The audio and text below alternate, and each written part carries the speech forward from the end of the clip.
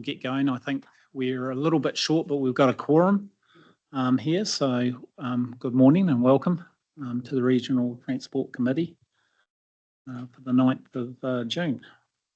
Phil, would you like to do a karakia, please? Good morning, everyone. Whakataka te hau ki te uru, whakataka te hau ki te tonga, kia makina kina ki uta, kia mataratara ki tai, ehi aki ana te atukura, hei tio, hei huka, hei hauhu, tihei mauri ora. Thank you, Phil. Right, we've got apologies from Angela O'Leary, Deputy Mayor Angela O'Leary, and we've got Councillor Rodney Dowell. And have we got someone online? Not yet. Anyone else? Apologies. If not, can we have a mover and a seconder for those? Yep, thank you. Thank you. All those in favour? Aye. Those against? Carried. Okay. Confirmation of the agenda. Have someone move that? Thank you, Angela. Seconder. Thank you, David. All those in favour? Those against? Carried. Okay, disclosures of interest. There's no disclosures of interest on the agenda today. No. Okay, well, confirmation of the receipts of the minutes. The Regional Transport Committee for the 10th of March and also for the Future Proof Transport Subcommittee. Yep. Okay, thanks, Claire. Seconder. Thanks, Andrea. All those in favour? Those against? Carried. Thank you. Okay, we'll go on to the first agenda of 6.1 for the Director's Report. So we have Brian will speak to that for us. Sorry, Brian, we were a bit rushed here this morning. We came through it all. Hands.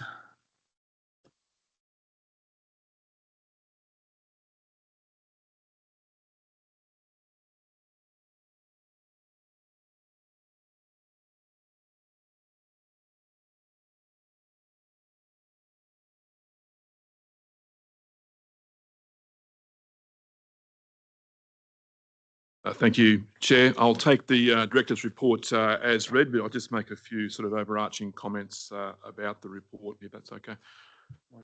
The report covers items around the NZTA EV charges, public transport rating, rail crossing developments in Matamata, and a community transport update and a brief mention of the committee work plan. So in terms of EV charges, in April 2024, the government announced a work program that would develop electric vehicle charging infrastructure with a goal of 10,000 public charge points across the network by 2030.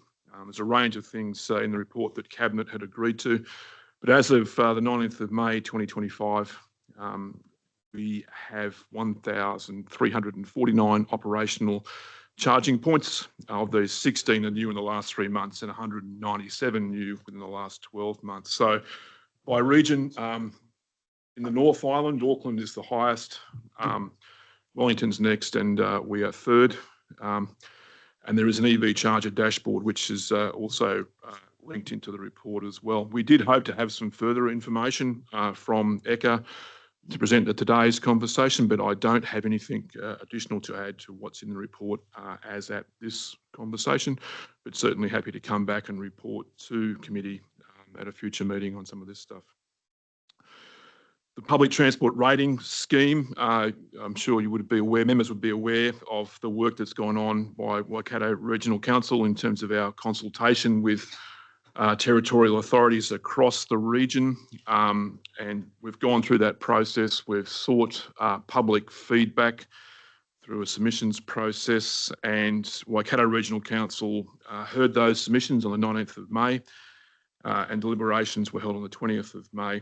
And following that, the outcome of all of that is that Waikato Regional Council will be adopting the weighted distribution model for rating for public transport across the region, with the bulk of the region being treated with a per property charge, and Hamilton City Council being dealt with via a CV-based charge. So the upshot of all of that is that Regional Council will now be responsible for the collection of rating revenue for PT across the region from the 1st of July this year.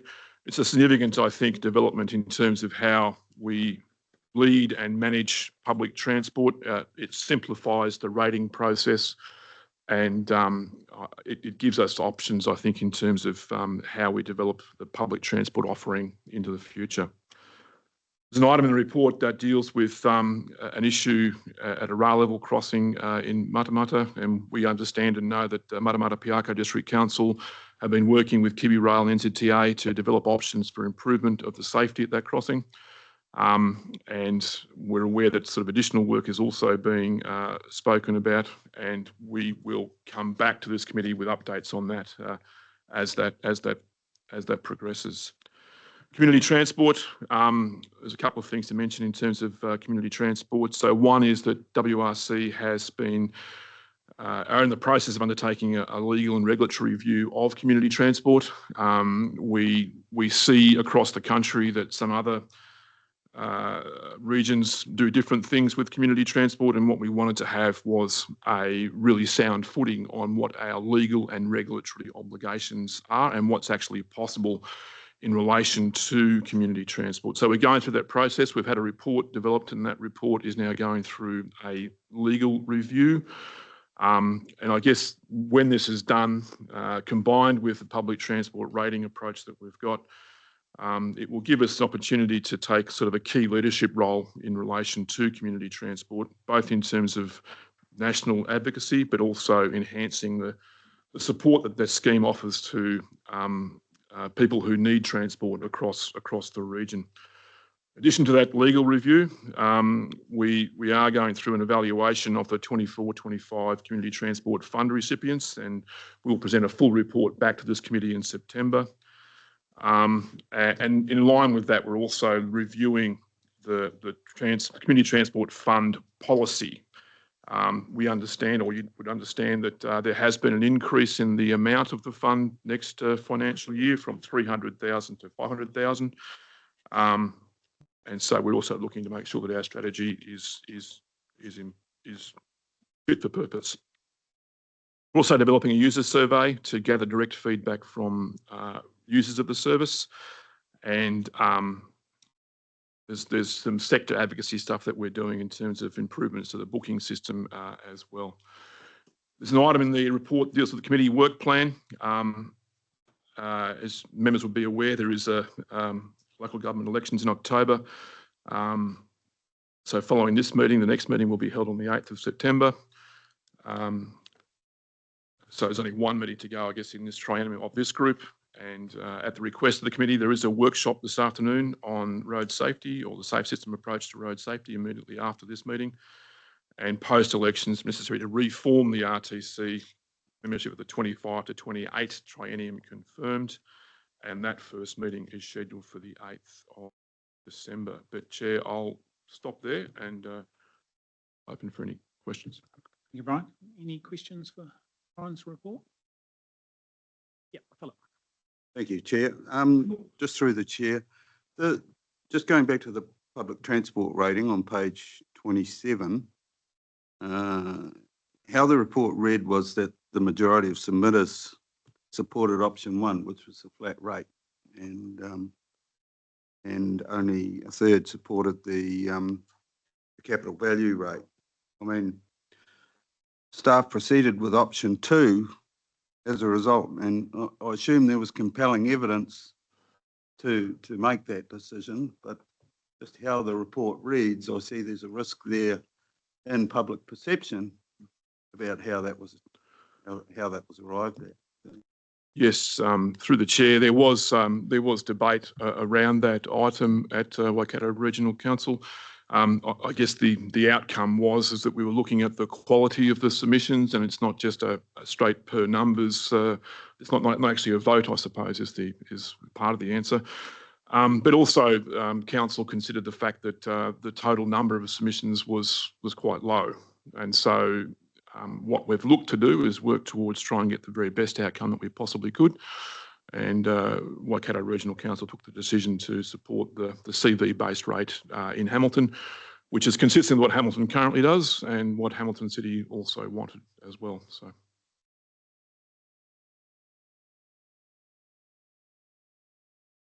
Any other questions?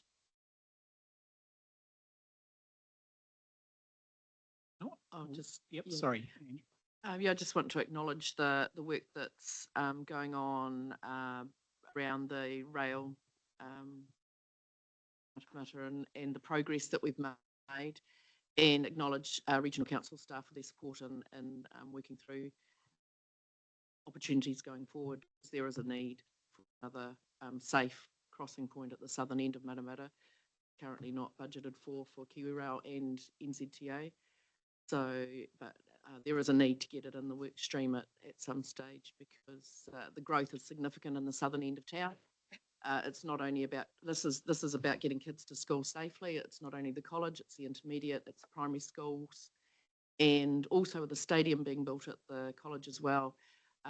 Also the nearest dairy for the southeastern part of town. So they need, like, I'm just building the picture here that things have changed significantly in the last few years in the growth of Matamata. And I look forward to finding a way forward to progress a long-term solution across the railway line and Highway 27. Yeah, I'll just love the lights on now. So thank you. Andrea. Angela. Mixing. Kia ora, thank you. Actually, not a question, but simply a comment with regard to Hamilton City Council on the public transport rating. Our Deputy Mayor Angela O'Leary made a submission on this on behalf of Hamilton City Council and 190,000 residents. And whilst you haven't heard from all of them, it certainly is the order of the day that we rate on a CV basis, and it's well accepted in our resident population. So it makes very good sense, and we acknowledge the change that you've made to accommodate our request. Thank you. Thanks, Maxine. Angela. Yeah, thank you. Brian, thanks for the report. My question's just around the EV charges. Thanks for giving us a bit of a rundown with where we're at. Just within the Waikato region, just wondering, I know we don't have specific information about where the additional charges might be going and when we could expect them. But I do recall that some work was done last triennium around EV charges on council property. And there was a work group that Julie was leading, I believe. So yeah, just really keen for the next meeting to sort of see where that's going, because based on the numbers, 10,000 by 2030, and we're currently at less. 1,300. Yeah. Just really keen to understand where we're at within the Waikato and how we can advocate for more. I know as an EV driver, you do need to have those strategic EV charges in our beautiful little towns within the region. And sometimes they're just not there. And it'd be great to it takes time for your EV to charge. So you're going to be spending money, you want to use the facilities, and it's a great economy boost for those people who do choose to put in the EV charges. So I'd love more of an update, Waikato specific, next time if the data's there. We can come back to you on that at the next meeting, I think. Yeah. I could just add to that. So the work that you referenced there that we had been leading, the delivery of that work is now moved to CoLab, which is the local authority shared service that many members of the region and the committee will be aware of. So that the delivery of that, we will ask CoLab for an update for that report as well. Andrew. Yeah, kia ora. I was just going to speak to the Matamata Piako rail crossing and just acknowledge Matamata Piako District Council, led by Adrian, for the work done on that off the back of obviously a really terrible tragedy, but the way that you've managed to bring our organisations together in a really quick fashion and logical way and take us on that journey to this point has been really useful collaboration. So. Thanks, Andrew. Jeanette. I just wanted to reiterate on the EV charges. I hear what you're saying about it going to CoLab, but also just involving the electricity distribution companies, because they are the key to where EV charges go. Especially the fast chargers, there sometimes has to be quite a lot of work as to where they can be sited. So those EDBs, and there's only a handful of them, Waipa, Powerco, the Lines Company, they will have much greater visibility where they're going to put the EV chargers, and you'll get you'll get a view far longer and quicker than you'll get through the ECA. Jeanette? Yes, I agree. Okay, no more questions. So we've got the director's report to be received. Can I have Happy to move. Happy to move Thank it. you, Andrea. And Jeanette? Yep, thanks. All those in favour? Those against? Carried. Okay, item number 2, we'll just ask Catherine to come up with Brian, is it? Yep. Come on up, Catherine. We've got the proposal future bus provisions for Hamilton, Raglan, North Waikato, Eastern Waikato, Thames from 27 to 37. Yes, thank you, Chair. I'll frame up the report. I'll take the report as read, but I'll provide some sort of opening comments around what this report is seeking. So this report is seeking the support of this group for the public transport service network options identified in the report to be developed to go for public engagement and put out for consultation to refine the preferred network options. The report is very lengthy. There's a lot of information in the report. The intent of today's conversation is not to go through and relitigate the details around each of the service provisions that we're talking about here, both for Hamilton, but also for the regional routes as well. This work has been framed up around the need to have the very best service offering we can in relation to the new bus contracts that we are going out for in 2020, starting in 2028. The way this has been framed up, we've done work around the provision of services within Hamilton, but also then looking at a number of the regional services as well. I sort of note that not all of the regional services are covered in this report, and the reason for that is because some of the regional services that we've got are not due for re-tendering as part of the public bus, the bus provision until after this current suite of bus contract renewals has been completed. In terms of the Hamilton services, there's been considerable work done with Hamilton City Council at a staff and officer level, and there also has been engagement at council level around the proposals for Hamilton.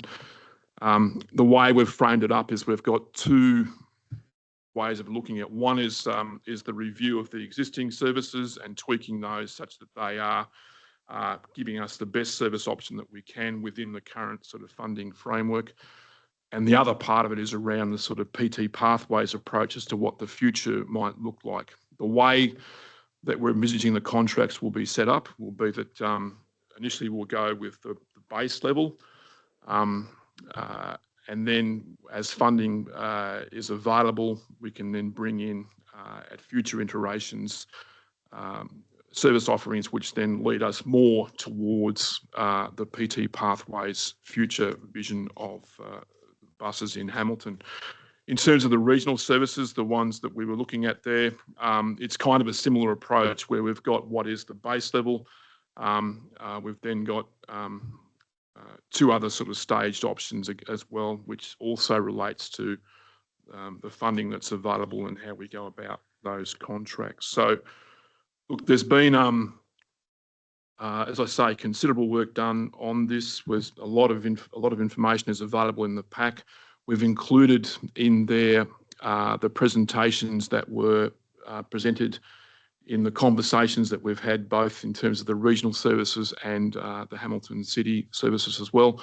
And the intent today is not to go through and revisit those, but I guess what we're looking for from committee is commitment towards us being able to go out and formulate our consultation document around these services. So We'll go out for consultation. We'll get the feedback on that, and that'll be incorporated into our final decisions around what the bus services might be, and that'll be brought back, I think, to a future meeting of this group, at least. I think it is. I think it's what we're talking about.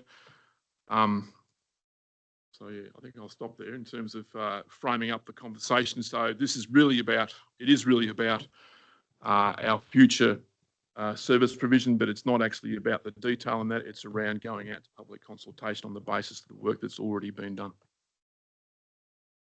Would you like to add anything, Catherine? No? Okay, my only question is just with the next steps in this, one of the ones that you've got is, consultation with district councils and their input. With the changing from regional rating, that was one of the submissions from one of the councils. It was actually from Kevin's council, Taupo District Council, was the input. How much input have they got in these decisions? Yes, so the regional rating change, I can understand how district councils might view that it's now a different thing because the funding is not actually attached to the service provision as such. But we do regard district councils as being key stakeholders in this. So we absolutely will be going back and consulting and taking on board the feedback from district councils. That's a vital part to this. It's not Waikato Regional Council taking over the rating system and then not listening to our district colleagues. It's absolutely what it needs to be. I appreciate that. I just, with the other item coming up, the item 6.4, connect to with Taupo, and what to drop and then, and the costings and stuff like that. It's just, I know that a lot of district councils will be afraid of what they might lose or what they might gain and stuff like that. So yeah, as long as, they have got real opportunity to have their say and input into it, especially going into this new phase of regional rating. I think it's important that, communication and to be clear with all district councils on what's proposed. Because again, a lot of work's gone into this, and I appreciate all the work that staff have done to get there, because the big part is that you've got those new contracts that are coming out that you need to be clear about as well. Maxine. Thank you. Thanks, Brian, for your presentation, and also for taking the time out for your council and councillors coming along to speak to our council on this issue as well, and bring that whole of that presentation. I acknowledge all of the time that's gone in behind the scenes by our staff, your staff, others in coming to this. It's future bus provision is a key issue for Hamilton City Council, especially as the fastest growing city in the country. We need to have a bus service that meets that. And we had a really robust discussion at that Huia that you had organised, so I really appreciate that, and acknowledge the constraints that you're working within in order to be able to meet our expectations as well. So in terms also of your question, Mikhail, we made a really clear point that we wanted to be involved early in the consultation and be able to do that in a really collaborative kind of a way. We have already well established and mature engagement channels that we are happy to use to be able to get these messages out and to engage the community around this proposal. So our expectation is that that invitation will be taken up. So yeah, I think that's probably about it for me. Thank you. Thanks. Awesome. Meeting. Yep. Angela. Yeah, thank you. Excuse me. Yeah, thanks for the report, and just to echo what Councillor Maxine said around the time taken to consult with our TA partners as well. And especially with HCC the other day, I think I would agree with Maxine that we did have great open conversation. And it was just also excellent to build those relationships with Hamilton City councillors as well. So yeah, just Mikhail, on your point around now that we are doing regional rating, and we don't, as part of that, we don't want to lose that local voice. So probably a question for the committee really, rather than staff, would be, you know, what do district councils want that local voice or that consultation to look like moving forward as well? We've, you know, we had great engagement through the regional rating, visiting our TA partners over a 3-month period or something like that. Yeah, so be really interested maybe over lunch to hear some thoughts about what that might look like moving forward for the next triennium. Yeah, but it's really important to keep that local voice as well. On the contents of the paper, really exciting changes coming, especially within Hamilton. And yeah, I can't wait for public consultation to see what the public thinks. And I think within that consultation, it's really important to show where we want to go, and then the stepping towards that as well, because you know, we know that frequency and reliability drives patronage, which helps fare box recovery. So yeah, just really keen to see what the consultation package will look like, and yeah, also acknowledge Maxine's points around using their channels for consultation as well. Okay. Thanks, Angela. Thank you, Chair. Through the Chair, Brian and Catherine, I just also want to acknowledge the work that's being done, especially from our point of view. You've really listened to what we've highlighted, and I see a lot of the changes in there. You've separated us from the Eastern Connector, which is great because it just didn't fit. And we have submitted and explained our situation, and what you've got there is a heck of a lot better than what we had. Ultimately, though, we would still like to run our own public transport setup through like minivans, if you like, or one minivan. We still need to get a service from Te Kaiawa and Whurataua, which, and I know the constraints you've got and with budgets and trying to make things fit, but I think if we were to run it ourselves locally, then there would be a lot of, you know, over time you'd make it work to how the local network would benefit the communities better. Yeah, so if we were to get the permission to run our own setup, we would hope that we would still be eligible for that NZTA funding. If not, then we would still be keen to have a crack at it. But yeah, look, we're looking forward to the next round of communications after the submission process. Thank you. Yeah, thank you. Through the Chair, yes, the feedback we received from Karakia District in relation to the services in our PT rating conversation was very clear, and I think a lot of the stuff you've seen in there does reflect that. One thing I would make is that I think that I mentioned before the legal review into community transport, and whilst you're not talking about community transport, it may also help inform what's possible in terms of what you were saying before about other services as well. Thanks, Philip. Okay, if there's no more questions, we've got two parts to this resolution. We've got that the report proposal future bus provisions be received and the support provided for the public transport service network options identified in this report be developed for public engagement and put out for consultation to refine the preferred network options. Can I have a mover and a seconder, please? Thanks, Angela. Yep, thanks, Maxine. All those in favour? Those against? Carried. Thank you, Catherine. Okay, the next we've got is the variation to regional transport plan to Huia future service and infrastructure. Brian.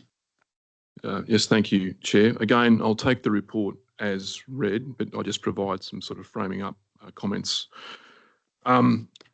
So as you mentioned, this report is seeking that a new activity, the Te Huia Future Services and Infrastructure business case, is included in the operative Waikato Regional Land Transport by way of a variation of the plan.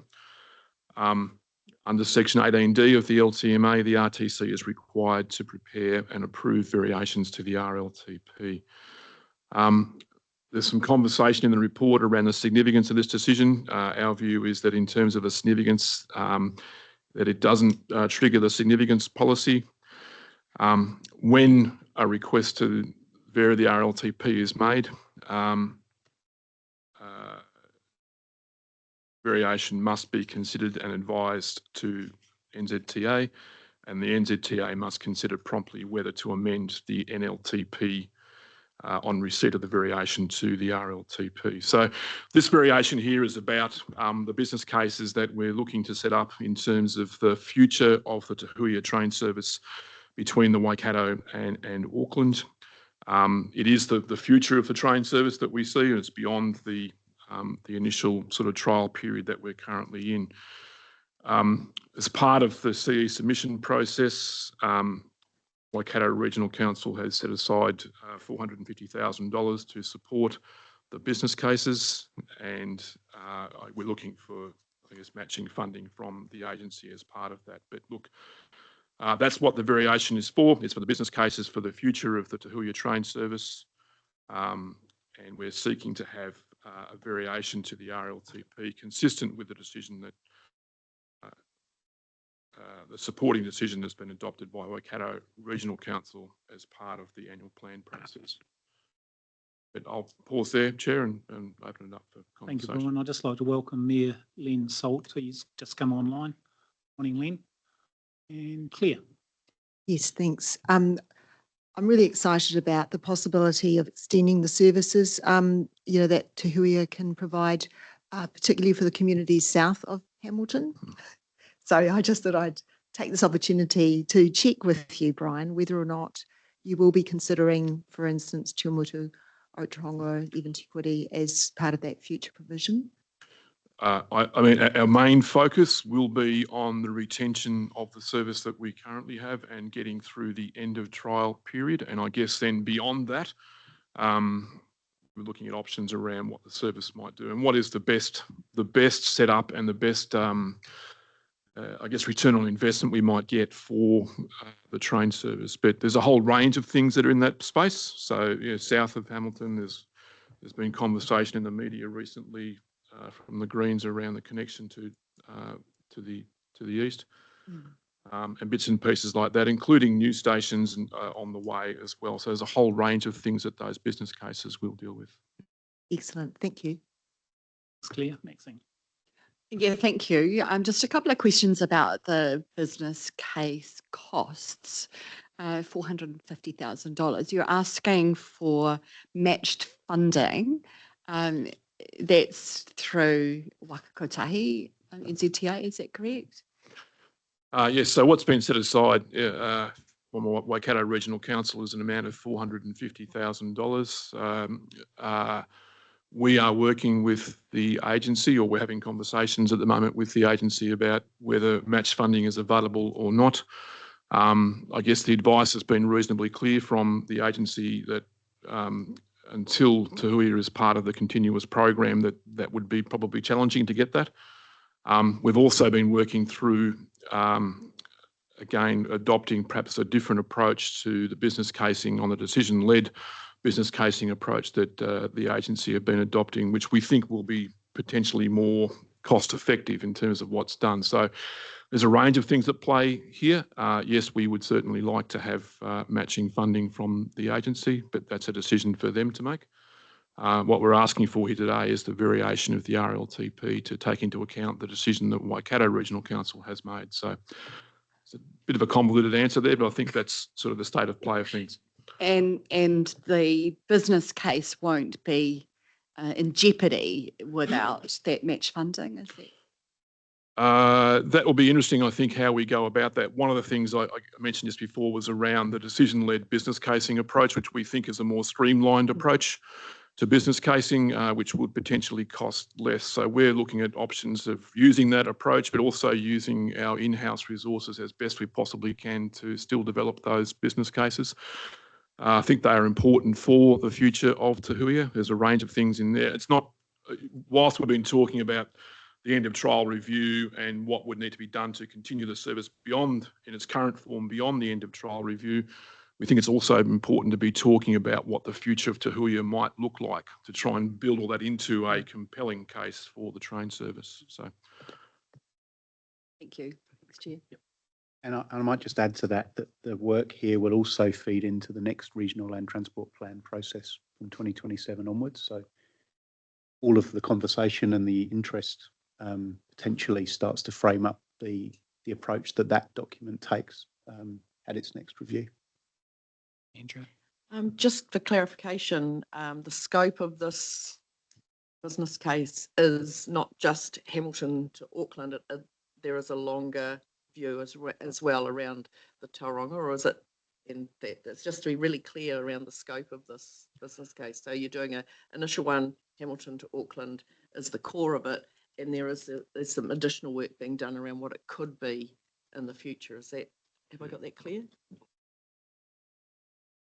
Yes, that's correct. So part of the work will include some detailed modelling of demand, and that will pick up the opportunities that there might be off that current route.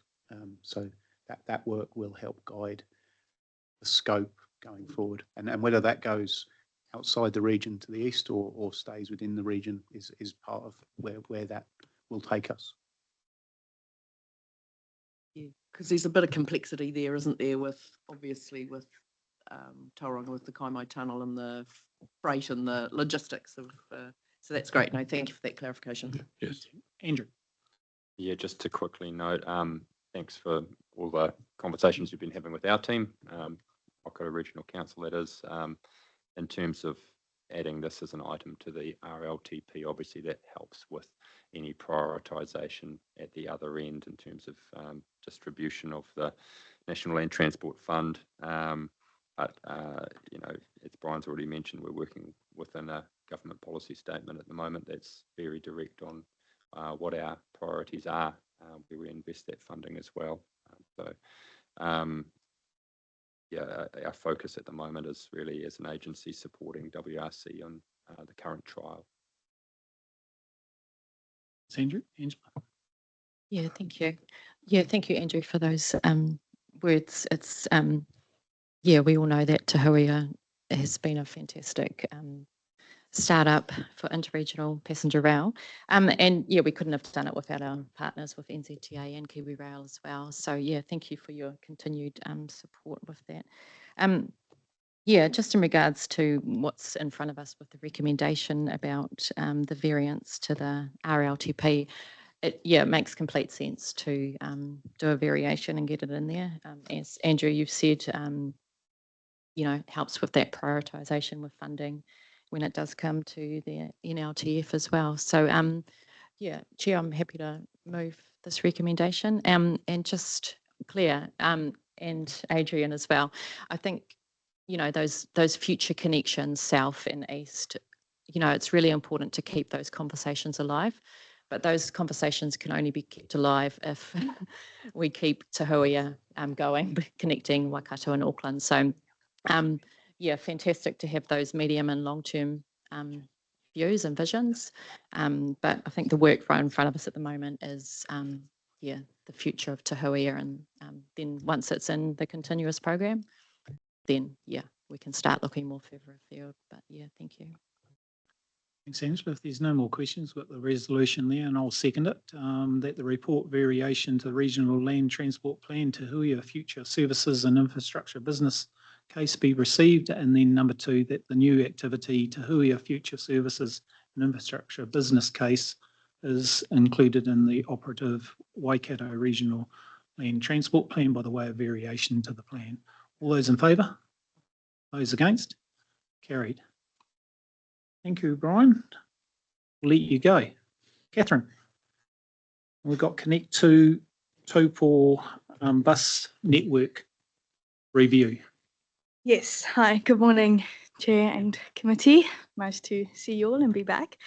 So this is some exciting news, I think, because it's been on the agenda to do for quite some time, but we've undertaken a desktop service review of the Connect to Taupo trial service, and we have put forward some recommendations to make changes to the service to make it more efficient and effective and meet the demands of the community a bit better. We know that two of the legs of the service, particularly Turangi and Tokoroa, are at capacity, whilst other legs of the service have not been performing very well. So we have done a revised timetable of how else we may operate the service a bit more efficiently, and are wanting to now proceed with consultation with the community just to test these timetables and get some input into how better we may be able to operate the service. So essentially, the options putting forward are a reduction of services to Acacia Bay and to Wairaki,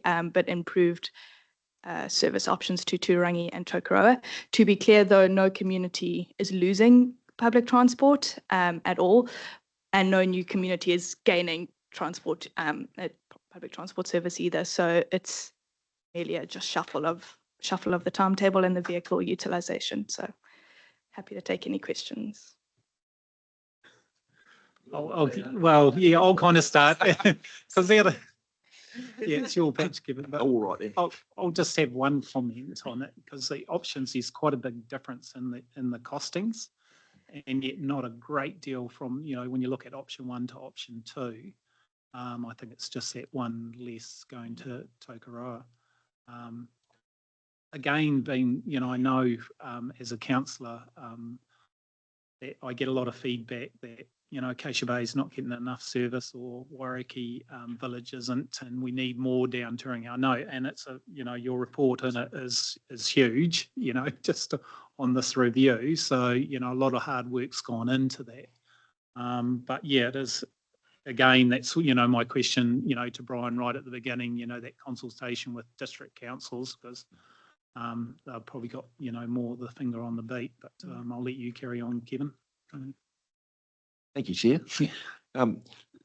First of all, thank you for the report. That was comprehensive. It took me a couple of double takes to get my head around all of it. So I applaud you for the detail and the depth that you've gone into on that. A couple of things I would add. You've got in the exec summary, I look at that around the reduction in service to Acacia Bay and Wairaki. Respectfully, I'd suggest Kinloch would be in line for reduction in service as well. No disrespect to that community, but the noise we get is from Turangi around delivery of service. And I note, looking at the options, and it's a catch-22. You put on more services, or you put on a bigger service, or the same number of services. And I also note that they're all at capacity, which is a kind of a, how much more can we grow? I suspect it will grow significantly. So my plea would be lean towards the Turangi community. No disrespect to Acacia Bay and Kinloch. Those communities are better able to look after themselves than many of those within the Turangi community who would rely on public transport. And Wairaki is much the same in terms of providing a service. And I note the numbers there are significant compared to the other communities. I guess in terms of the consultation, a lot of it depends on the question you ask as to the information you get. And I note, looking at some of the options around frequency as opposed to capacity in any individual service provision, but I would check what it is that people actually want or need and what they use. We'll probably get the answers to the questions if we ask the right questions. But thank you for that.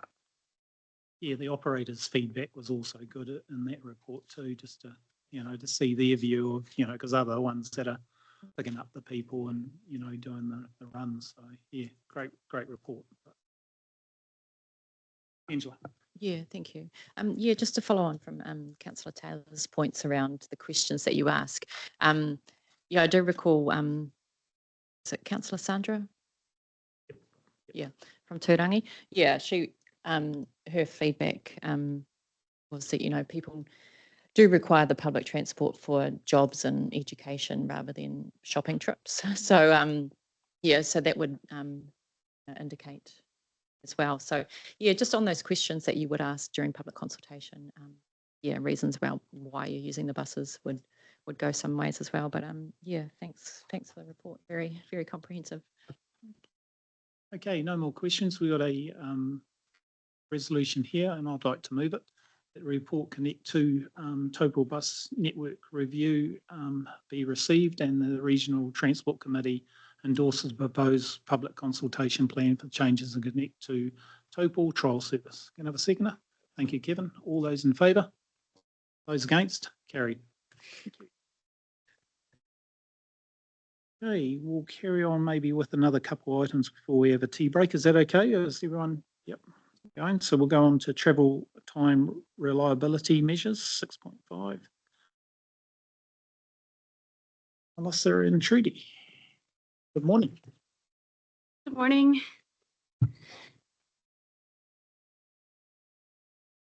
With your permission, Chair, I'd like to take the report as read. But I also have some key highlights that I can go through for the members. So the purpose of this report was to Bring me back to my math class. God, some of those figures in there scared me. I felt like I was 17 again. Yes, bonus points for you.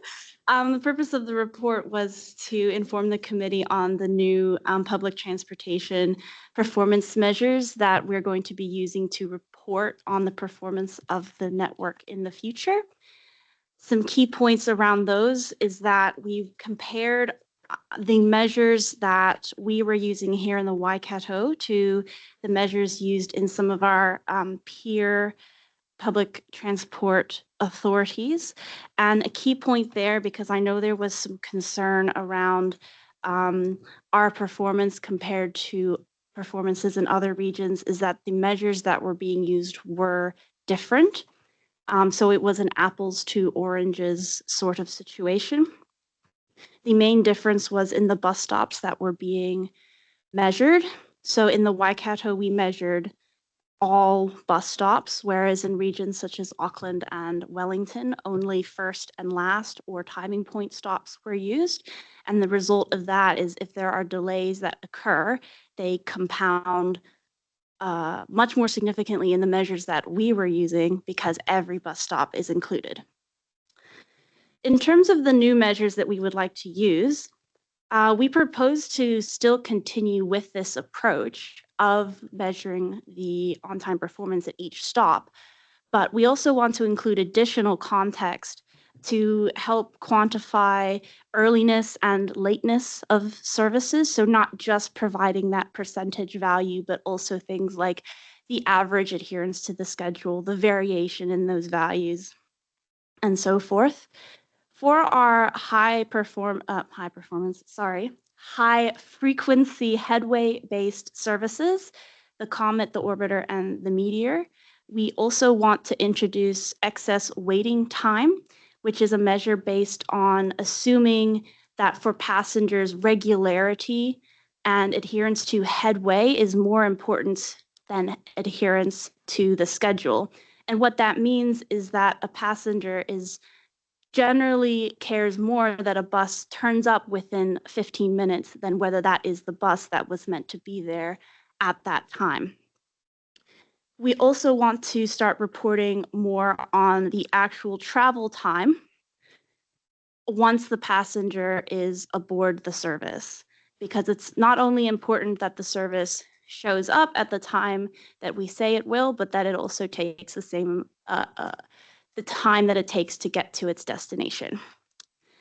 And it's also important to note that the changes that we're suggesting here don't change any expectations on the operators to operate to the times that we've given them. It's just about the way that we're reporting that to yourselves and to the public in terms of understanding the performance of these services and the experience that it is to take those services. Is there anything you would like to add? Okay, happy to answer any questions. Thank you. Yeah, Claire. Yes, thanks. I'm really excited to see this. I think it's excellent work and really support the measures that you're taking. I mean, it's great to have standardisation so you compare the performance with other sectors and that. And I really loved your maps that showed the start, you know, how the change in the excess waiting time during the run. Yeah, you can see it. So yeah, congratulations on that. Thank you. I was wondering whether or not part of the work will be allowing people who are waiting at a bus stop to get a readout like on their phone or something what time the bus is likely to arrive that they're waiting for. Because I mean, I've seen it overseas, like in Australia, for trains where it's part of the, you know, like the station or the bus stop, whatever. But I guess that's quite a big investment for us. But even if it was on an app or something, yeah, any chance of that being explored?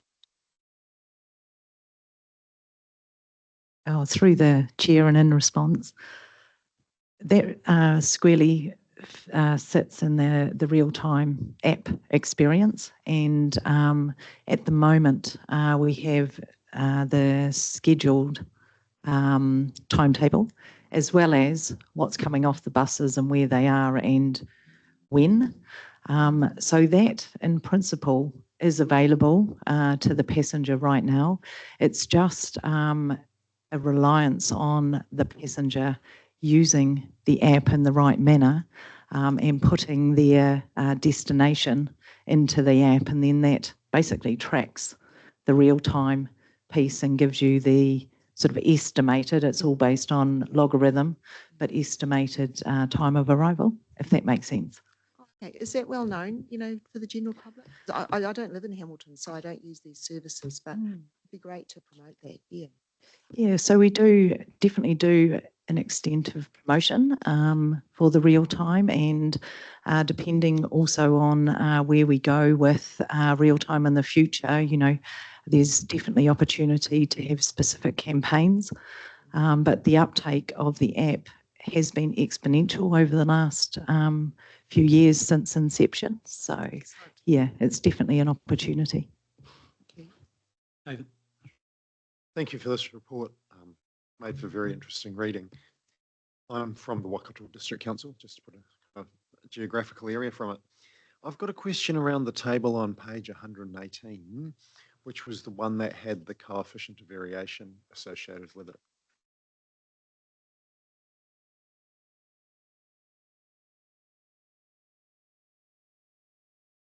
My question is does that CV relate to anything physically or tangibly?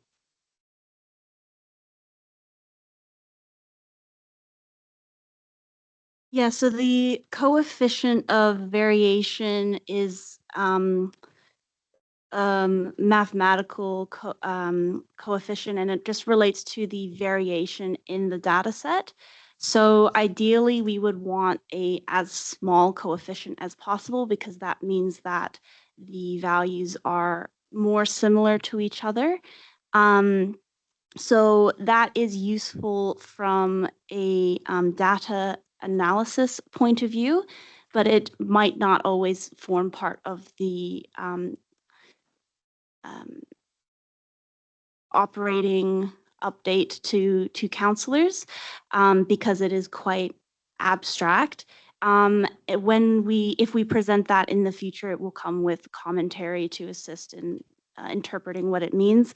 This particular report before you was more concerned with just the sort of performance metrics that were available, which is why it's included there. So the answer is it is more on the abstract side, and so we'll keep that in mind when reporting that to you in the future.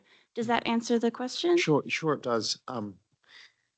So I was really pleased in the table to see you had done something that removed the distance travelled by buses, because in the table on page 104, which is very similar, there is no, I guess, comparison.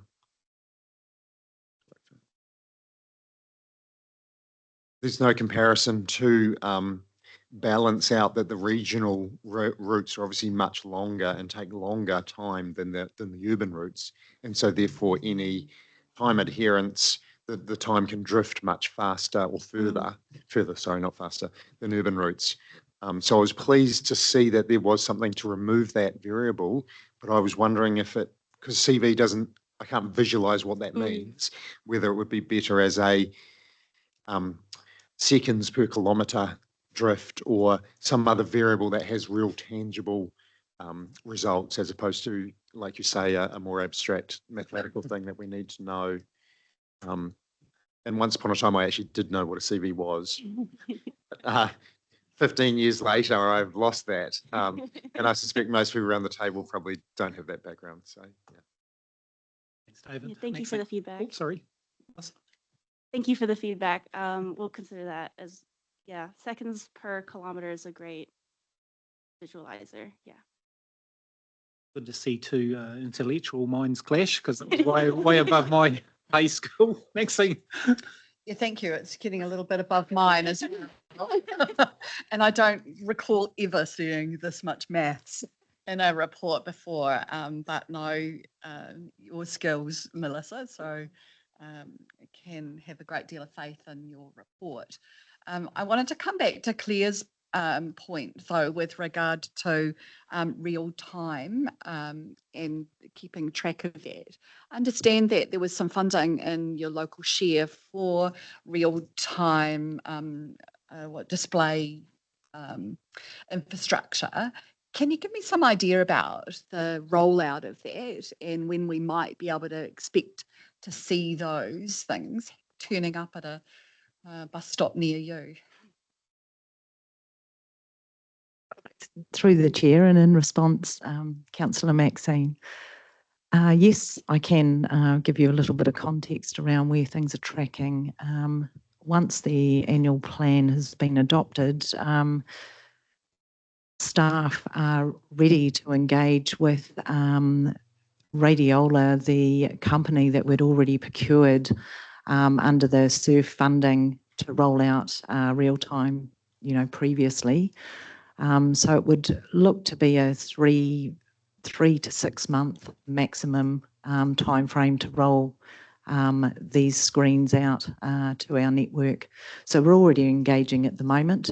We'd simply terminated the contract, but had a clause in there to allow us the opportunity if funding became available to re-engage. So that's sort of where we're at. And once adoption of the annual plan is with us, yes, we will make steps to place an order and roll out operationally. So very exciting. Merry Christmas. Thank you. That's great. Angela. Yeah, thank you. Yeah, thanks, Melissa, for your report. Yes, agree with what everyone said about seeing maths in context. It's fantastic. Just on paragraph 8, you mentioned that these new measures won't be in the current contracts, but will help inform the next KPIs for the next contracts. Just had a question around KPIs as well for internal reporting within WRC, within our long-term plan, assuming that that will then inform what we see in reports coming back to us around bus reliability moving forward in the LTP. Really good work that you've done to inform the new contracts. Also just thinking about our PTP that's coming up next year, and this will be fantastic data to include within the KPIs for that as well. Also just coming back to that public perception and the messages that we do share. We know that our regional buses are quite different to the city buses as well for reliability, et cetera, So you're just really keen to get some communication, plain English, contextual measures out there so we can, again, tell the good story of what our bus services are doing. So, yeah, looking forward to what that information will be able to tell us. Okay.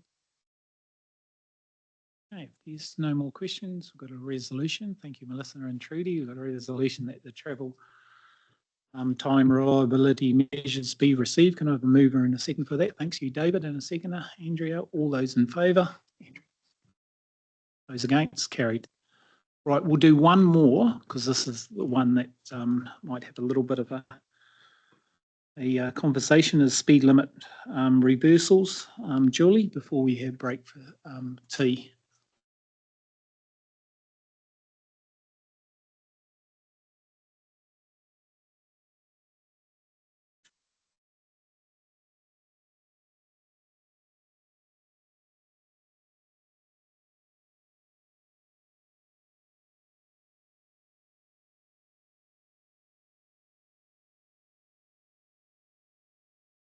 Good morning, Julie. You got a slide kick, Brian, next year.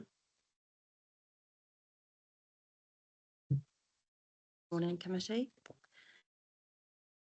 I've prepared a report on speed limit reversals that have been happening, regionally and nationally, up and down over the last few years. So really, this was just a report to bring together everything that the RTC has responded to since about 2019, and to kind of make a record of the work that this committee has done in supporting the initial speed limit reductions and then not supporting them going back up again. So it was really that, and to just show that there is still further opportunity for advocacy in this space in the future. So I should have started with saying happy to take the report as read. Here's a little summary, but if you have any questions, free to ask.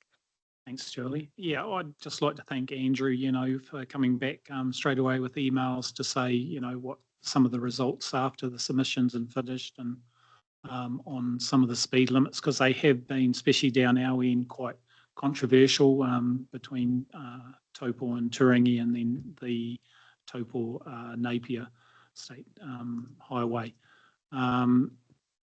Yeah, it's hard. It is hard. I do believe that we'd all like different views on what some should be and some shouldn't be. We've got a lot of smaller communities in between Taupo and Turangi, and we had 4 different speed limits there. So I think overall it is great to have back to that one speed limit, even though we do feel as though a lot of people still feel as though that some of the limits in those smaller communities should be a little bit less in there. But and then also the Napier Taupo road, I feel as though the general comment down there through the community that I've heard back, they're happy with the speed limits going up there. Has been, WRC again, Julie, with the submissions that we've put into the minister and stuff like that. I think we have been proactive in trying to say that, harm on the roads is caused by speed, and we do believe that speed limits do need to come down with cars on there. I think with the measures of what NZTA are doing with their mobile cameras and stuff like that will help in that area as well, on high-end dangerous areas, and Waikato tends to have those the highest when you look at the graph out of the whole of the country. So, mine, Kevin. Comment and then question. Thanks for the report, and thanks to NZTA for listening to most of our submission, which is around, and I'm talking specifically Taupo to Turangi, was around consistency. And I note that the decision was made around the timing of the changes that have occurred, and that's why they've gone back to where they are. However, it has created some anomalies. So the small communities between, and apologies to the rest of the committee, I'm being parochial here.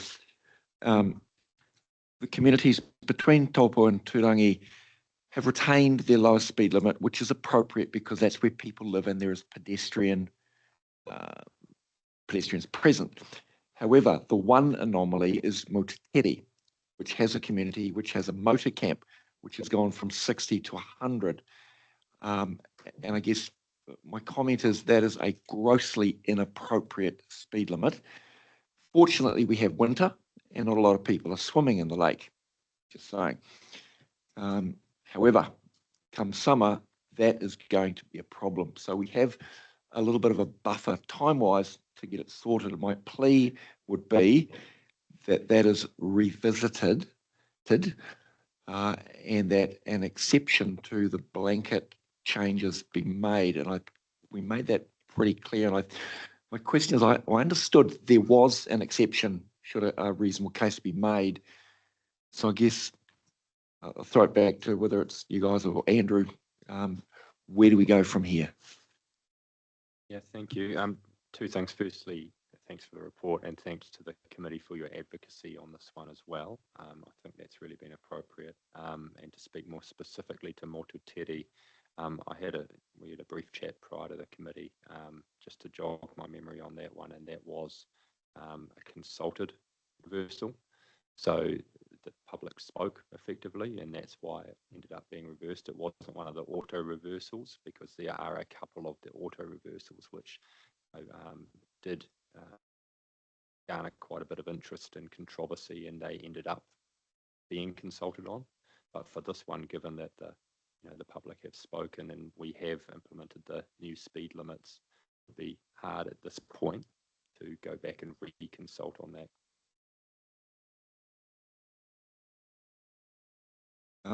That stuns me, given that we've been through a reserve management plan process with in-depth consultation, and the speed limit and safety of that road, including providing pedestrian access, was a critical factor. So there must have been an entirely new demographic came out of the woodwork to provide feedback for the consultation, and then the many hundreds of people who submitted previously. So yeah, thanks for that. I find that really quite fascinating. I guess the way the rule is written, it allows equal weighting to be given to everyone that submits, not just like community as well. And perhaps once I find them, you and I can have a chat about what the actual result was in that area. Thanks, Andrew. David. I can't say with complete honesty that I read this report and all those pages in detail, but I did skim through them. It strikes me every time central government changes things, it's actually the local ratepayer that pays. In this case, changes on the state highway network obviously come through the petrol tax, but the petrol tax comes from people, and every time something changes on a local road, then that directly comes from local ratepayers. And so I would suggest that submissions in the future, because I suspect this is going to keep on bouncing backwards and forwards depending on who's voted in and who's out, that we point out the cost is not trivial. To actually go out and change speed limit signs and pay someone to be, traffic management, repainting things on the road, all of that actually comes to a lot of money very quickly. And I've seen some of the costs associated at our local council, and it's surprising because over a large network, there's a large number of signs. So that's just something to think about for future submissions, that if central government's changing things, well, maybe they should be funding things to change. Thanks, David. Mia Lynn, online. Kia ora, thanks, Chair, and sorry about being online and not there in person. Look, first of all, thank you for the detail in that report. And I think it's fair to say that this is probably one of the most contentious and most engaged, or one of the topics that has seen our communities most engaged. If we go out into our holiday communities in particular, some of which are on state highways and some of which are on our local roads, they are absolutely frustrated and livid about some of the changes that are happening. And the Motuteri one, where you go from 60 to 100, we've got heaps of those examples in our own district, and impassioned pleas to council and to public forums, local communities, ratepayers groups. And the cost estimate for us in changing back or reversing was something in the region of $1.9 million. So you're absolutely right, and the cost is not small. The communications from our communities are all around safety. You know, it's just not safe to have people doing 100 kilometres an hour past the entrance of Marae motor camp schools. I want to thank Andrew for his support in our advocacy and for the work that we're trying to do. He's been an absolute superstar, and I don't know how he's managed it, having been in the job for 5 minutes, but he's doing a great job on our behalf. So thank you, Andrew. But in terms of further advocacy, this is an example of where the government really just has to listen to us and hear the people and, you know, take an opportunity to save lives, because that's what it's all about. So what I'm doing is just passing on the frustration that we're hearing from our communities all day, every day, particularly in the holiday centres where you've got lots and lots of people. You go from a very small population to a very large population, and they're out on the roads, they're going to the beach, they're crossing over, you know, with children, and they just cannot understand how some of these reversals have happened, and they're looking for some answers. So thanks, Mr. Chair, and thank you, team, and thank you, Andrew, for your hard work in this. Much appreciated. Thanks, Mayor Len. Okay, Claire. Yes, thanks. And I guess I'm just going to be continuing on that theme about local communities that have, expressed real surprise and disappointment about some of the changes. So in my ward, we have Rukahia, which is on State Highway 3, and we had the situation where, the speed limit's been raised again to 100, and then you get the Rains Road intersection almost immediately once you exit the village, and it's down to 60, and whether or not it makes sense to have that increase to 100 in such a short space before you get to the Rains Road intersection. And are people going to respect that, the Rains Road reduction, in such a short space of time? Now, my understanding is, as you rightly said, I think, Andrew, that equal weight has been given in the submission process to every submission. It doesn't matter where the submitter is located. And so I'd just like to appeal that perhaps with more sophisticated technology that we have, that perhaps more weight could be given to local submissions or submissions from ratepayer groups or community associations. My understanding was that a lot of submissions were made by firms that have an interest in getting from A to B, as quickly as possible. And so, that it was skewed away from the local voice, I guess. And and the second point that I was wanting to make is whether or not there will be any review at any time. Like, I presume that NZTA does monitor speed behaviour and so that if some of those speed limit reversals don't seem to be working, that they're being violated or whatever, that that more work would be done on it. Yeah, look, the monitoring of behaviour would be done by New Zealand Police, and we're in close contact with them, and they're aware of all the sections that have been reversed and changed back. In terms of the rule itself and any change to the rule, that's something that's set by government through a legislative process, I think through Ministry of Transport, and we are the implementers of that rule. So for something to change, government needs to make a decision to change the legislation. We are bound to deliver on the setting of speed limit rule from now and into the future. Clear. Maxine. Thank you. Look, I just want to commend Mayor Salt for his comments today. He does express the frustrations of his community, and in the summertime, that's a lot of our community actually going over there. So it's definitely something that in Hamilton City Council we also struggle with. In terms of the cost, not quite as much as I had anticipated, and acknowledge that we have had match funding for our signs and some of the work that's been involved in making those changes back. So acknowledge that cost isn't as heavy as it might have been without that funding. But that really, I guess, what's at stake is the confidence of our community, really, in our local decision making and the processes that we had gone through in order to be able to make the changes to lower those speeds in the first instance. And that those were based on safety and community needs. And I just want to leave that with you today. Thanks. Thanks, Chair. Angela. Yeah, thank you.